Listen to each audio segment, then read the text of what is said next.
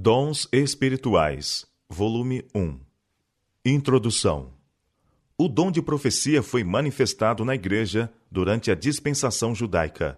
Se desapareceu por uns poucos séculos perto do fim dessa dispensação, mercê da condição corrupta da Igreja, reapareceu ao seu final para introduzir o Messias. Zacarias, o pai de João Batista, foi cheio do Espírito Santo e profetizou. Simeão, homem justo e devoto que foi, esperando a consolação de Israel, veio pelo Espírito ao templo e profetizou de Jesus como luz para alumiar as nações e para a glória do teu povo Israel.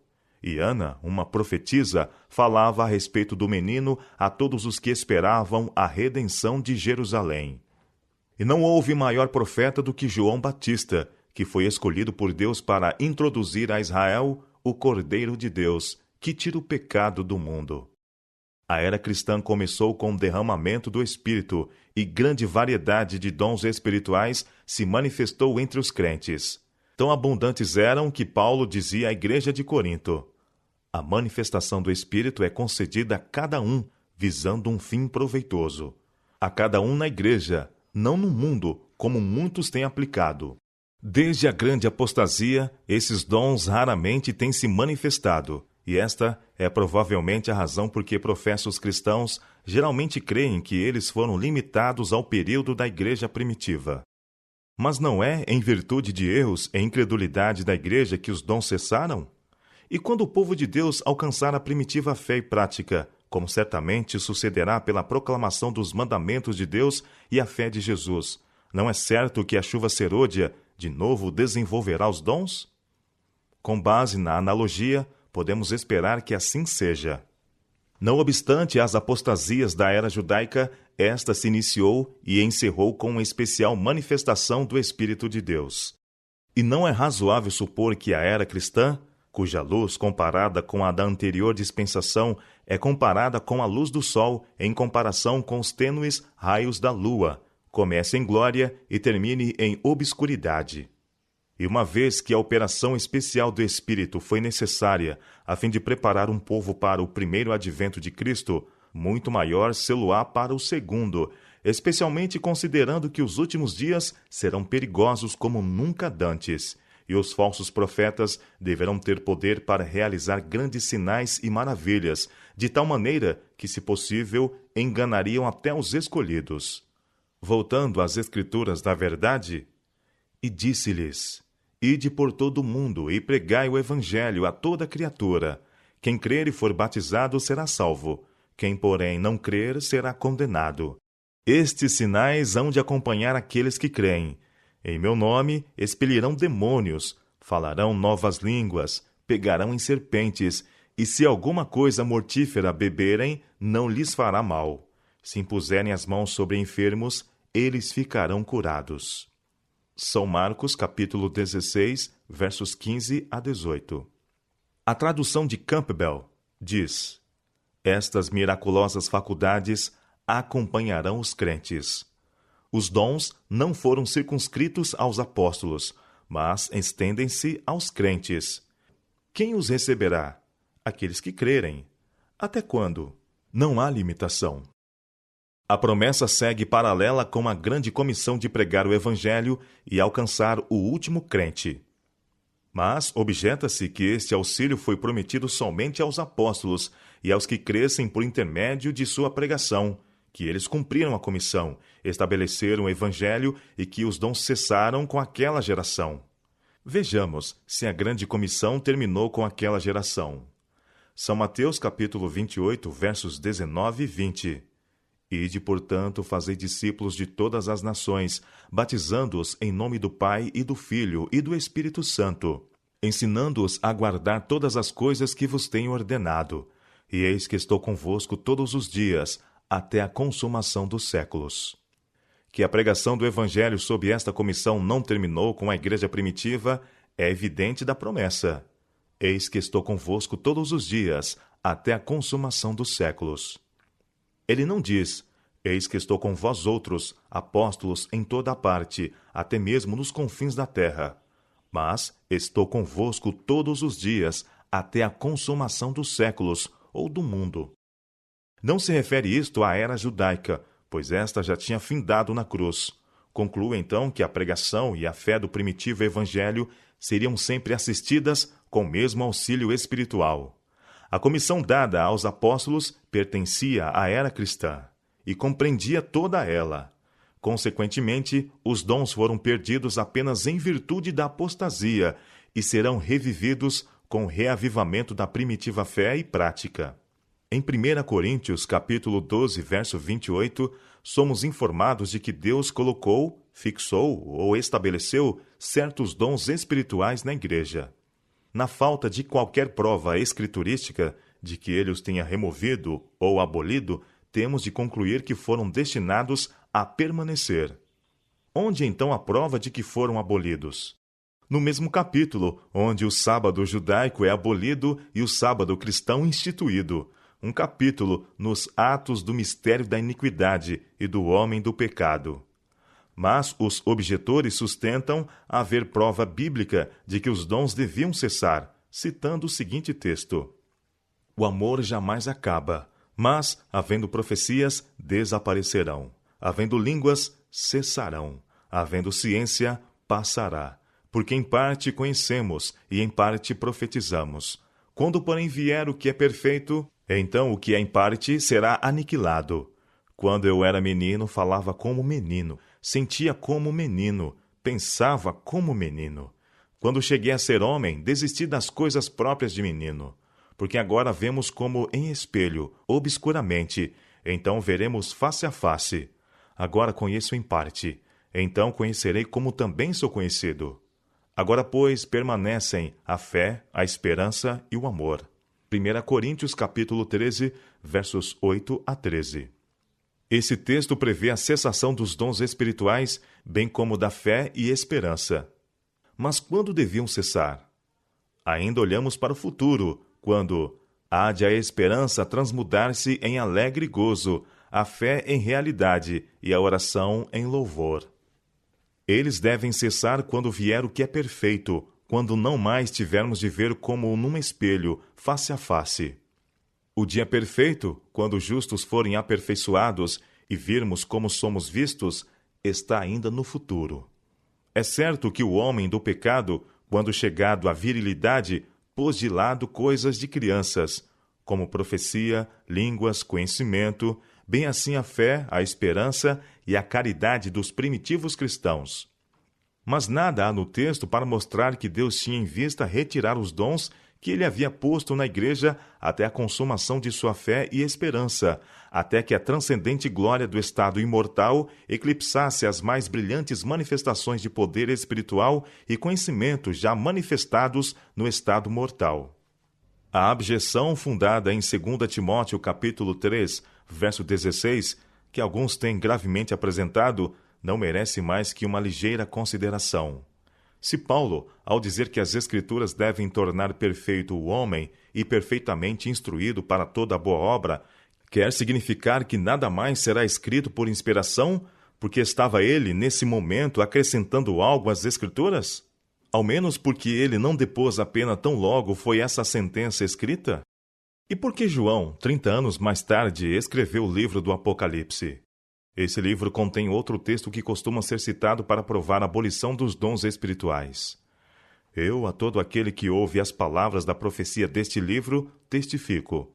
Se alguém lhes fizer qualquer acréscimo, Deus lhe acrescentará os flagelos escritos neste livro.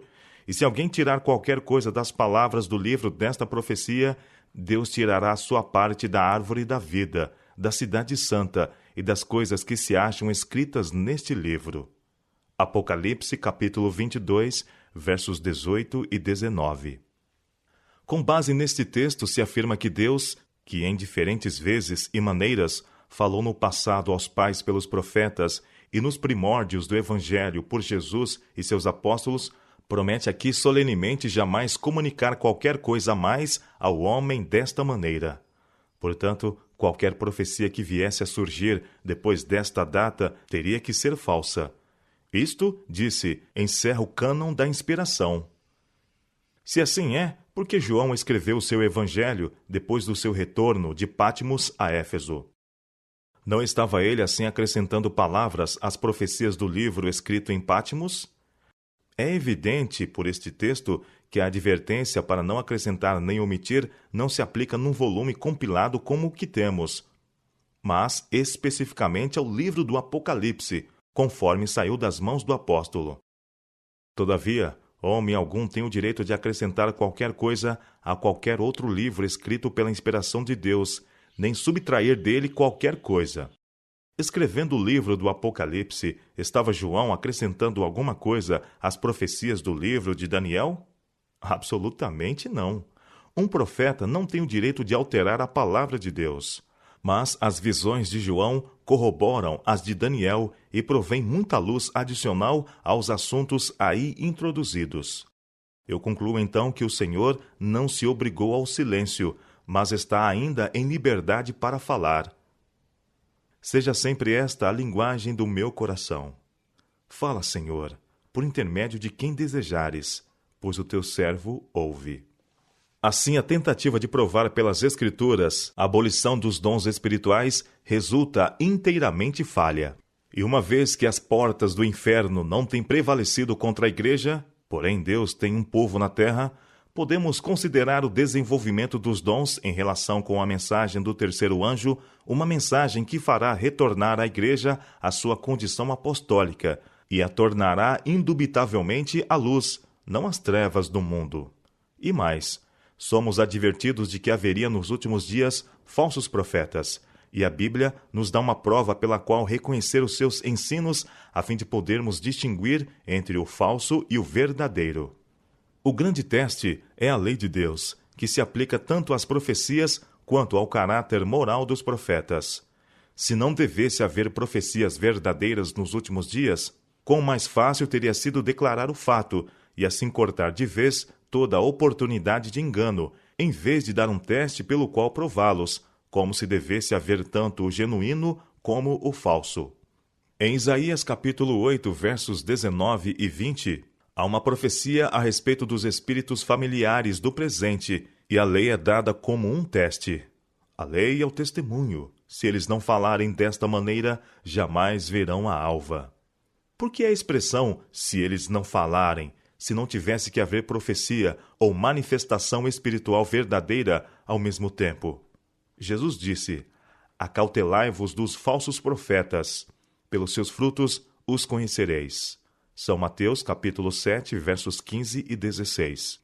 Esta é uma parte do Sermão do Monte, e todos podem ver que este discurso tem uma aplicação geral à Igreja através da era evangélica.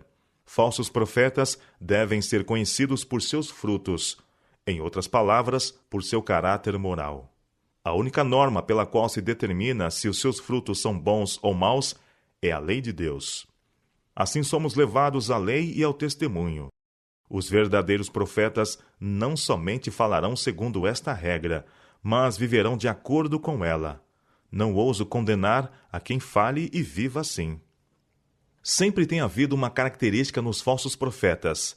Eles têm visões de paz, e estarão dizendo paz e segurança, quando sobre eles virá repentina destruição. O verdadeiro ousadamente reprovará o pecado e advertirá da ira vindoura. Profecias que contradizem as claras e positivas declarações da palavra devem ser rejeitadas. Assim, nosso Salvador ensinou os seus discípulos quando os advertiu sobre a maneira de sua segunda vinda.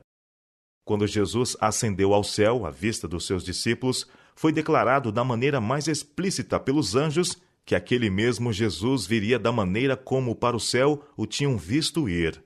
Por isso mesmo, Jesus, ao predizer a obra dos falsos profetas nos últimos dias, diz: se vos disserem, eis que ele está no deserto, não saiais. Ei-lo no interior da casa, não acrediteis. Toda profecia verdadeira sobre este ponto terá de reconhecer sua vinda visível do céu, porque Jesus não disse: rejeitai toda a profecia nesse tempo, se não tivesse de haver profetas então? E ele mesmo concedeu uns para apóstolos, outros para profetas, outros para evangelistas e outros para pastores e mestres, com vistas ao aperfeiçoamento dos santos para o desempenho do seu serviço, para a edificação do corpo de Cristo, até que todos cheguemos à unidade da fé e do pleno conhecimento do Filho de Deus, à perfeita varonilidade, à medida da estatura da plenitude de Cristo. Efésios, capítulo 4, versos 11 a 13. Aprendemos dos versos citados que quando Cristo ascendeu ao alto, deu dons aos homens. Entre esses dons, enumeram-se apóstolos, profetas, evangelistas, pastores e mestres. O objetivo em vista ao serem dados era o aperfeiçoamento dos santos em unidade e conhecimento. Alguns que professam ser pastores e mestres no presente sustentam que esses dons alcançaram inteiramente seu objetivo há uns 1.800 anos e, consequentemente, cessaram. Por que, então, não põe de lado seus títulos de pastores e mestres? Se o ofício de profeta está por este texto limitado à igreja primitiva, assim é com o de evangelista e todos os outros, pois nenhuma distinção é feita. Ora, raciocinemos um momento sobre este ponto. Todos esses dons foram dados para o aperfeiçoamento dos santos em unidade, conhecimento e espírito. Sob sua influência, a igreja primitiva desfrutou por algum tempo dessa unidade. Da multidão dos que creram, era um o coração e a alma. E parece consequência natural deste estado de unidade o fato de que, com grande poder, os apóstolos davam testemunho da ressurreição do Senhor Jesus, e em todos eles havia abundante graça. Atos, capítulo 4, versos 31 a 33. Quão desejável não seria um igual estado de coisas agora? Mas a apostasia, com sua influência desagregadora e deletéria, manchou a beleza da igreja pura e vestiu-a de saco. Divisão e desordem têm sido o resultado. Nunca houve tão grande diversidade de fé na cristandade como presentemente. Se os dons foram necessários para preservar a unidade da igreja primitiva, quão mais necessários não seriam eles agora para restaurar a unidade? E que é o propósito de Deus restaurar a unidade da igreja nos últimos dias, há abundante evidência nas profecias. É-nos assegurado que os atalaias verão com seus próprios olhos quando o Senhor voltar a Sião. Igualmente se nos diz que no tempo do fim os entendidos entenderão. Quando isto for cumprido, haverá unidade de fé entre todos a quem Deus considera entendidos, pois os que realmente compreendem com correção devem também compreender em união. Quem é capaz de promover esta unidade, senão os dons que foram dados para este exato propósito? De considerações como esta, torna-se evidente que o estado perfeito da igreja, aqui predito, está ainda no futuro. Logo, esses dons não completaram ainda a sua obra. Esta carta aos Efésios foi escrita no ano 64 d.C., cerca de 2 anos antes de Paulo dizer a Timóteo que estava sendo oferecido em sacrifício e que o tempo de sua partida está próximo. As sementes da apostasia estavam agora germinando na igreja, pois Paulo dissera 10 anos antes, na segunda carta aos Tessalonicenses: o mistério da iniquidade já opera. Lobos devoradores estavam prestes a se intrometerem, não poupando o rebanho. A igreja, então, não estava se erguendo e caminhando para aquela perfeição e unidade reveladas no texto, mas estava prestes a ser retaliada por facções e desviada por divisões. O apóstolo sabia disso e, consequentemente, foi levado a olhar para além da grande apostasia, para o tempo do ajuntamento do remanescente do povo de Deus, quando disse: até que todos cheguemos à unidade da fé. Efésios capítulo 4, verso 13. Daí se vê que os dons que foram postos na igreja ainda não ficaram fora de tempo. Não apagueis o espírito, não desprezeis profecias, julgai todas as coisas, retende o que é bom. 1 Tessalonicenses capítulo 5, versos 19 a 21. Nesta epístola, o apóstolo introduz o assunto da segunda vinda do Senhor. Descreve ele então o estado do mundo incrédulo nesse tempo, que estará dizendo: paz e segurança, quando o dia do Senhor estiver para irromper sobre eles como um ladrão de noite, trazendo-lhes súbita e repentina destruição. Então ele exorta a igreja, em vista dessas coisas, a estar desperta, a ser sóbria e vigiar. Entre as exortações que se seguem, encontram-se as palavras que temos citado. Não apagueis o Espírito. Alguns poderão pensar que esses 3 versos são completamente desvinculados uns dos outros em sentido, mas eles têm natural conexão na ordem em questão. A pessoa que apaga o Espírito será levada a desprezar as profecias, que são legítimo fruto do Espírito. Derramarei o meu Espírito sobre toda a carne, e vossos filhos e vossas filhas profetizarão. Joel capítulo 2, verso 28. A expressão julgai todas as coisas é limitada ao assunto profecias, e nós devemos provar os espíritos pelos processos que Deus nos tem dado em sua palavra. Enganos espirituais e falsas profecias abundam no presente tempo, e é indubitável que este texto tem especial aplicação aqui. Mas note-se, o apóstolo não diz, rejeitai todas as coisas, mas provai todas as coisas, retende o que for bom. E acontecerá depois que derramarei o meu espírito sobre toda a carne. Vossos filhos e vossas filhas profetizarão, vossos velhos sonharão, e vossos jovens terão visões. Até sobre os servos e sobre as servas derramarei o meu espírito naqueles dias. Mostrarei prodígios no céu e na terra, sangue, fogo e coluna de fumo. O sol se converterá em trevas e a lua em sangue, antes que venha o grande e terrível dia do Senhor. E acontecerá que todo aquele que invocar o nome do Senhor será salvo, porque no Monte Sião e em Jerusalém estarão os que forem salvos, assim como o Senhor prometeu, e entre os sobreviventes, aqueles que o Senhor chamar. Joel capítulo 2, versos 28 a 32. Esta profecia de Joel, que fala do derramamento do Espírito Santo nos últimos dias, não foi integralmente cumprida no começo da dispensação evangélica. Isto é evidente considerando os prodígios no céu e na terra, introduzidos no texto, os quais devem ser precursores do grande e terrível dia do Senhor. Embora tenhamos tido sinais, esse terrível dia está ainda no futuro. A dispensação evangélica toda pode ser chamada últimos dias, mas dizer que os últimos dias são 1800 anos passado é absurdo. Eles se estendem até o dia do Senhor e o livramento do remanescente povo de Deus. No Monte de Sião e em Jerusalém estarão os que forem salvos, assim como o Senhor prometeu, e entre os sobreviventes, aqueles que o Senhor chamar. Este remanescente que estará existindo em meio aos prodígios que introduzirão o grande e terrível dia do Senhor é, sem dúvida, o resto da semente da mulher mencionada em Apocalipse capítulo 12, verso 17. A última geração da igreja na terra. Irou-se o dragão contra a mulher, e foi pelejar contra os restantes da sua descendência, os que guardam os mandamentos de Deus e sustentam o testemunho de Jesus. O remanescente na igreja evangélica terá os dons. Contra eles se travará guerra, porque guardam os mandamentos de Deus e têm o testemunho de Jesus Cristo. Em Apocalipse capítulo 19, verso 10, o testemunho de Jesus é definido como sendo o espírito de profecia. Disse o anjo: sou conservo teu e dos teus irmãos que mantêm o testemunho de Jesus. Em Apocalipse 22, verso 9, ele repete o mesmo em substância da seguinte forma: sou conservo teu e dos teus irmãos, os profetas. Da comparação, vemos a força de expressão. O testemunho de Jesus é o espírito de profecia. Mas o testemunho de Jesus inclui todos os dons do Espírito.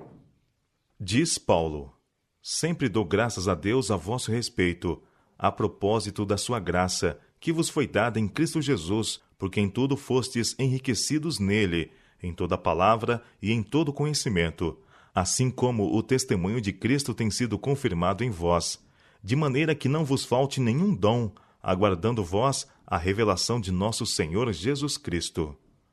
1 Coríntios capítulo 1, versos 4 a 7. O testemunho de Cristo foi confirmado na igreja de Corinto. E qual foi o resultado? Não lhes faltou nenhum dom. Somos nós justificados, então, na conclusão de que, quando o remanescente for plenamente confirmado no testemunho de Jesus, nenhum dom lhes faltará, na expectação da vinda de nosso Senhor Jesus Cristo? R. F. Cottrell.